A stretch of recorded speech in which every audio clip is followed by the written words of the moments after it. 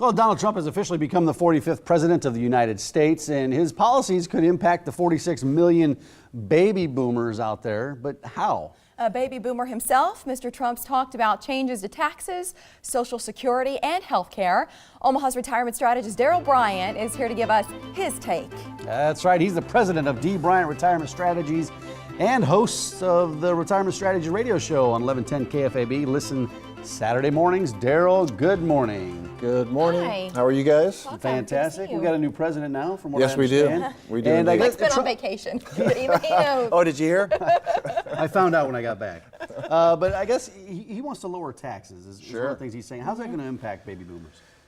Baby boomers is going to be great because if you're retiring, he's lowering taxes. So everything from ordinary income to interest income to capital gains, potentially going down. So for the retiree, it's going to be great because you're going to be taxed at a lower rate. On the other hand, for the pre-retiree, the 45-year-old, et cetera, that's saving in the 401k, since he's going to be lowering taxes, and you throw those dollars in the 401k, well, it's going to be less of a tax benefit or an impact, for you. So you'll save a little bit less by doing your 401k. So what does that mean? That pushes you more toward a Roth as opposed to traditional IRAs or traditional 401k. So if you're a viewer out there and you have a Roth option within your 401k, strongly consider that. Forego the tax deduction entirely under this new administration.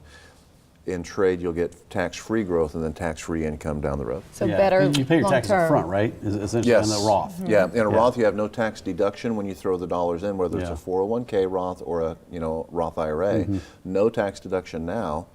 Well, that's okay because this thing's going to grow. My $10,000 grows to $50,000 over time, and then that's tax-free. I'd really rather have that than a small deduction or small savings on $10,000. Why wouldn't I want to look long-term and don't be short-sighted there? Think down the road. Yeah. That's taxes. Do you anticipate any changes to Social Security under this new administration? I would say, yeah, with the new president, whomever it would have been, is charged with some changes to SOCH. So what are they going to do, and what are their options? Viewers should understand that the health of the Social Security system is absolutely dependent upon a strong economy and current workers. Why? Because even now, the dollars that we are paying into Social Security are going right in the front door and right out the back door to the current, what they call beneficiaries, those retirees. So we have to have a strong workforce in order to support it. I think that the changes that you'll see if you're 67, 68 years old and you're already taking Social Security, you're probably not going to see anything, I hope, anything significant there. We're not doing math based on an anticipation of an immediate change, although there's been talk of a reduction by 20 or 25% in the year 2030, okay? But the big change, I think, is they'll probably be pushing back the age at which Social Security becomes available. So what's now 62 maybe becomes 63. What's now 66, which is what they call FRA or full retirement age, might become 67 or 68. What's now 70, which is maximum, might become 71 or 72. But in fairness, we're all living longer, and we're working longer too. And you're working longer, and you should be. It's just politically, that's a hard position. It is, but to take. it is. But let's face it. Number one, we need a strong workforce, and Social Security is in trouble. Number two, Social Security was never designed to pay people for as long as Social Security has been paying people, because we're all living longer. So everybody knows 60 is the new 50. You know. Absolutely. One of the other things, going back to the Obama administration, the Department of Labor passed a rule really requiring financial advisors to put, I guess, to get them to put their clients' best interests up a little higher. Fiduciaries, right? So do you anticipate that sticking, that rule? That will almost certainly be squashed, I think. And I think it probably should be.